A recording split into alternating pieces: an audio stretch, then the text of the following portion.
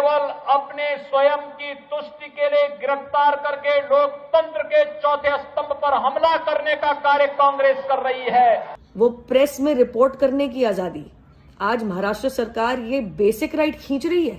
जिस प्रकार से पत्रकारिता पर अटैक हो रहा है, वह प्रजातंत्र के मूल विषयों के बारे में प्रश्न खड़ा करता है। अर्नब की गिरफ्तारी के विरोध में ट्विटर पर केंद्रीय मंत्रियों समेत बीजेपी के तमाम बड़े नेता और सड़कों पर बीजेपी के कार्यकर्ता उतरे। एक सवाल उठता है, सवाल ये कि क्या अर्नब की गिरफ्तारी पत्रकारिता पर हमला है?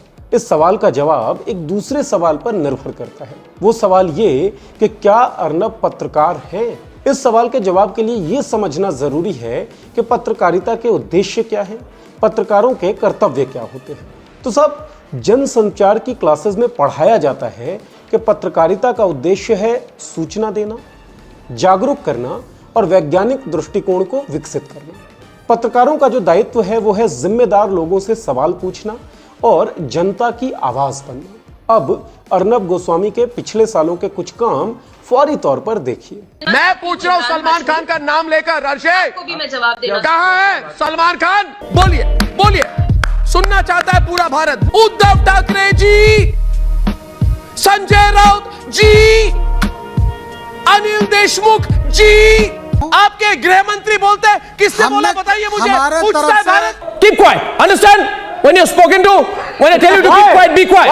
होई वही जो राम रची राखा।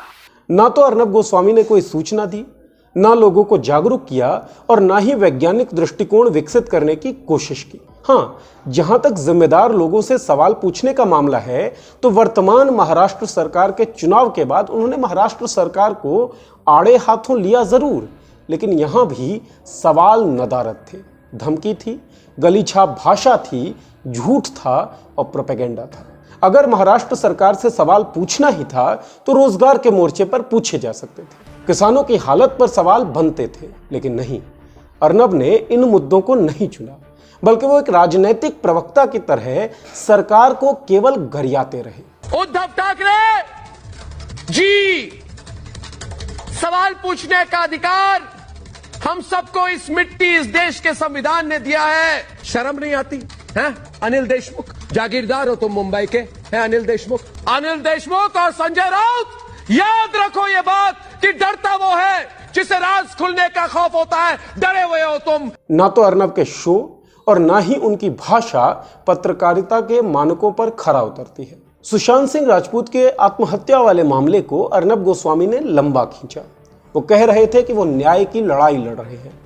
इस केस को सीबीआई के हवाले किया गया जांच के लिए, और सीबीआई ने जो फैसला दिया, सीबीआई ने जो रिपोर्ट की, उसके हिसाब से एक बार फिर साबित हो गया कि अर्नब गोस्वामी केवल झूठ चला रहे थे। इस पूरे मामले के दौरान रिया चक्रवर्ती के साथ जो कुछ भी हुआ वो पूरे देश ने देखा। इसके बाद आया फर्जी टीआरपी का खेल। फर्जी टीआरपी के खेल में अर्नब गोस्वामी और रिपब्लिक टीवी की संलिप्तता ने इस बात को साबित किया कि पॉलिटिकल एजेंडा सेटिंग के अलावा अर्नब गोस्वामी का ध्यान जहां पर केंद्रित है वो है धंधा। इसी धंधे के लिए उन्होंने बॉम्बे डाइंग स्टूडियो बनवाया होगा। इस स्टूडियो को बनाने के लिए कॉनकॉर्ड डिजाइन प्राइवेट लिमिटेड का सहारा लिया गया, उनको काम दिया गया, और मई 2018 में अन्वय नाइक और उनकी मां कुमुद नाइक ने आत्महत्या की। ये लोग कॉनकॉर्ड डिजाइन प्राइवेट लिमिटेड, जिसने अर्नब गोस्वामी के बॉम्बे डाइंग स्टूडियो के लिए काम किया था, उसके निदेशक थे। आत्महत्या के बाद उन्होंने सुसाइड नोट छोड़ा। सुसाइड नोट में आत्महत्या के लिए 3 लोगों को जिम्मेदार ठहराया गया।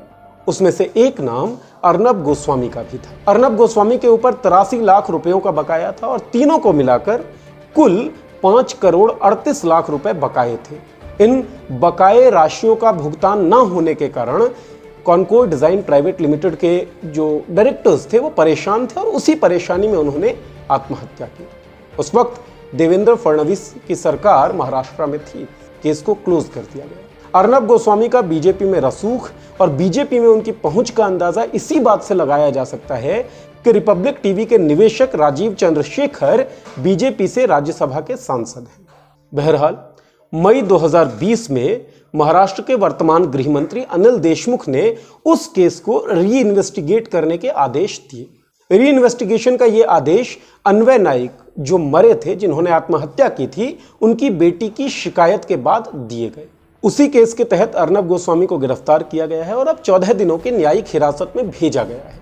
यहाँ एक बात गौर करने लायक है, वो ये कि गिरफ्तार केवल अर्नब गोस्वामी को नहीं किया गया, न्यायिक हिरासत में केवल अर्नब गोस्वामी को नहीं भेजा गया, बल्कि सुसाइड नोट में जो 3 नाम थे, उन तीनों लोगों को न्यायिक हिरासत में भेजा गया है। इसका मतलब ये है कि पुलिस अपना काम कर रही है। पुलिस के काम करने का तरीका क्या है, समय क्या है, इस पर डिबेट जरूर हो सकती है। डिबेट इस बात पर भी हो सकती है कि उस वक्त जब ये मामला सामने आया था, तब शिवसेना भी सत्ता में थी, गठबंधन में सहयोगी थी।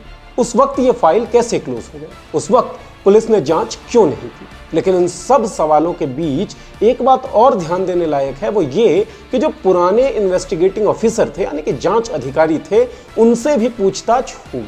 मामला आपराधिक है और कार्रवाई कानून के अंतर्गत हो रही है। कार्रवाई का तरीका क्या है, इसका समय क्या है, क्या यह बदले के भाव से की जा रही है, इन सब सवालों पर डिबेट हो सकती है। लेकिन एक बात तय है कि अर्नब गोस्वामी का पत्रकारिता से और उनकी गिरफ्तारी का पत्रकारिता से कोई लेना देना नहीं है, इनका दूर दूर तक कोई संबंध नहीं है। इसीलिए अर्नब गोस्वामी की गिरफ्तारी को पत्रकारिता पर हमले के रूप में नहीं देखा जाना चाहिए। आपका मुद्दा बनेगा देश का मुद्दा। मॉल्टिक्स ऐप पर शेयर करिए अपनी बात हमारे साथ, हम उठाएंगे आपकी आवाज।